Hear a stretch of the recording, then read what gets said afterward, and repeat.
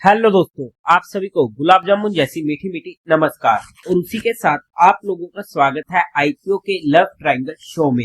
एक और SME company Anya polytech लेके आ रही है अपना जी आईपीओ, जहां पर हम आज इस रिव्यू वीडियो में इस कंपनी का पूरा कच्चा चिट्ठा खोलेंगे, बेसिक से लेके एडवांस तक।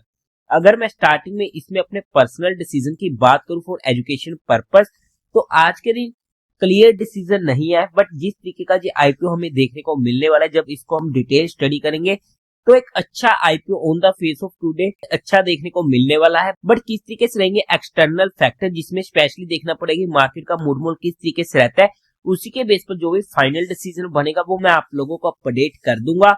बट फिर भी आप लोग एक बार इस वीडियो को देख लीजिएगा, समझ लीजिएगा, फिर अपने रिस्क रिवॉर्ड रेशियो और माइंडसेट के अकॉर्डिंग अपने फाइनेंशियल एडवाइजर से कंसल्ट करके कोई फाइनल एक्शन बनाइएगा।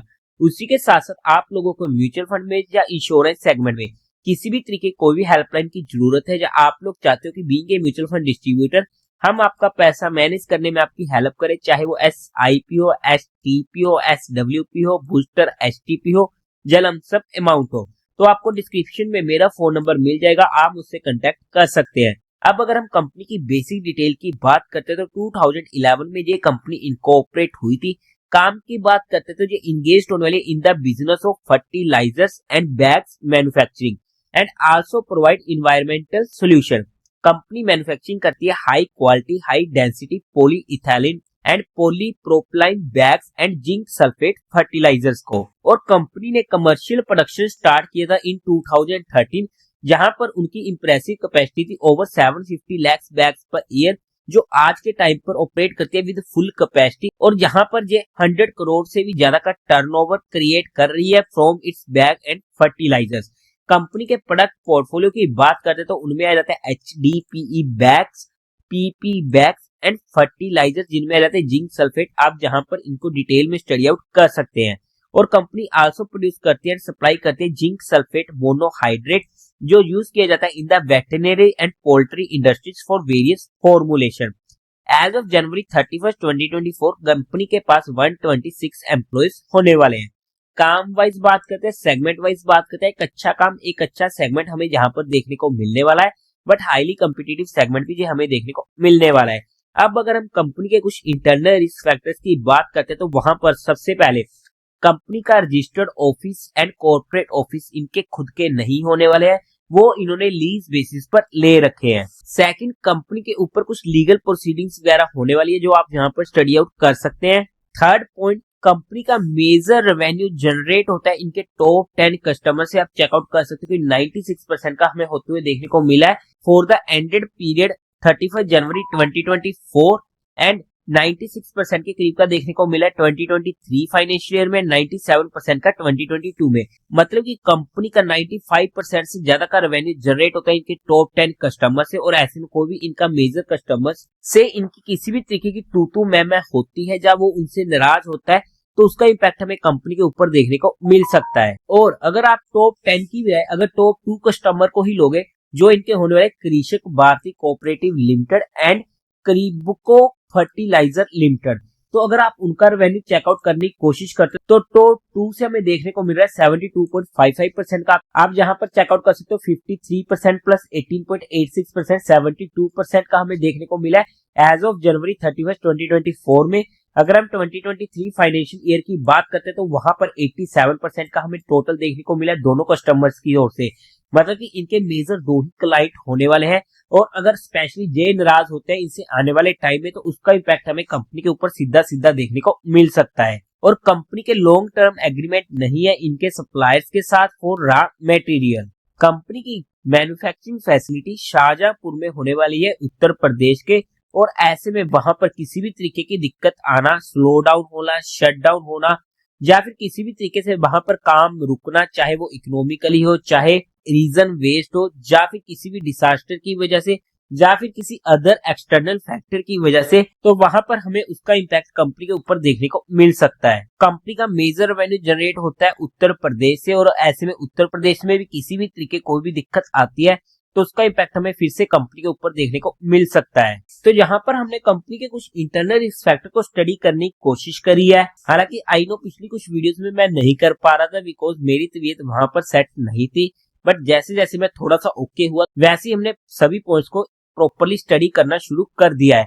अब अगर हम आईपीओ के टेंटेटिव टाइम टेबल की बात करते हैं तो ये आईपीओ ओपन होगा 26 ऑफ दिसंबर को, क्लोज होगा 30 ऑफ दिसंबर को, अलॉटमेंट 31 ऑफ दिसंबर को, रिफंड मिलने आपके अकाउंट में क्रेडिट हो जाएंगे share if allotted 1 of January को, टेंटेटिव लिस्टिंग डेट होने वाली है 2 ऑफ जनवरी की, face value 2 rupees per share की, प्राइस बैंड 13 रुपीज से 40 रुपीज के बीच का होने वाला है और हमें तो अप्लाई करना है 14 रुपीज बिकॉज ये आईपीओ इजिली ओवर सब्सक्राइब होने वाला है। लोट साइज 10,000 शेयर्स का होने वाला है। टोटल इशू साइज है 44.8 करोड़ का जो पूरा का पूरा होने वाला है फ्रेश इशू।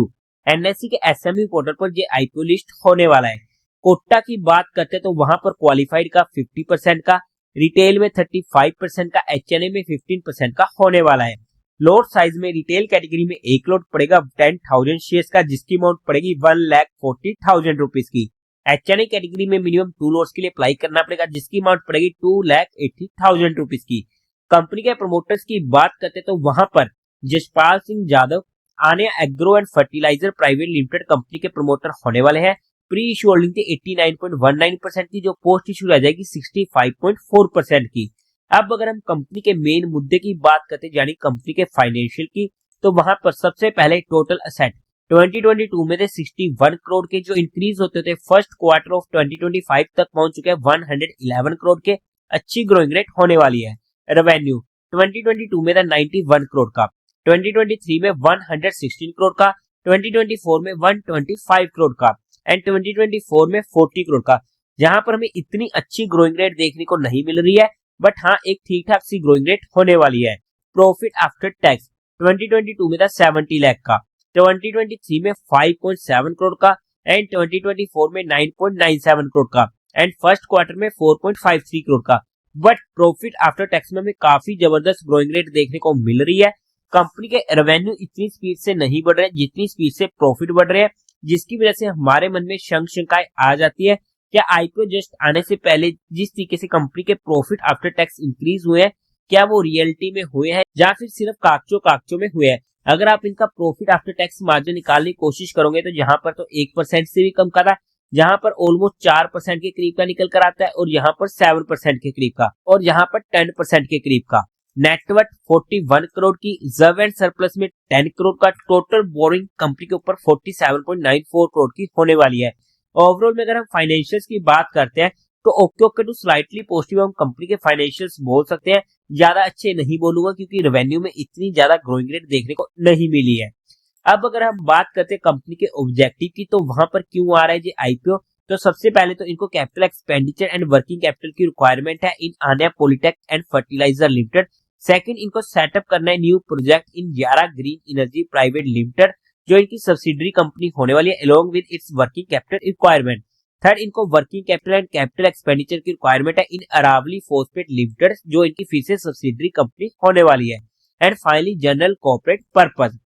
कंपनी को फंडामेंटली बेसिस पर चेकआउट करने की कोशिश करते हैं तो मार्केट कैपिटलाइजेशन है 168 करोड़ का, आरओई 28% का अच्छा है, आरओसी 16% का अच्छा है, डेट टू इक्विटी रेशियो 1.22 का ये काफी ज्यादा हमें देखने को मिल रहा है जो हमारे लिए कंसर्न वाला पॉइंट हो जाता है। रिटर्न ऑन नेटवर्थ 25% का अच्छा है, प्रॉफिट आफ्टर टैक्स मार्जिन 7% का ओके है, प्राइस टू वैल्यू 3.31 की, ईपीएस प्री आईपीओ 1.13 की, पोस्ट आईपीओ 1.51 की, काफी ज्यादा कम है। पी प्री आईपीओ 12 की, पोस्ट आईपीओ 9 की। अगर हम फंडामेंटली बेसिस पर चेकआउट करने की कोशिश करते हैं तो अच्छे फंडामेंटल हमें यहाँ पर देखने को मिलने वाले हैं। अगर हम पीयर टू पीयर कंपटीटर की बात करते हैं तो वहां पर कमर्शियल सिंथ बैग जिसका पी हमें देखने को मिल रहा है 32 का और पीयर कंपटीटर से तो ये आईपीओ हमें एक अच्छी वैल्यूएशन पर आते हुए देखने को मिलने वाला है।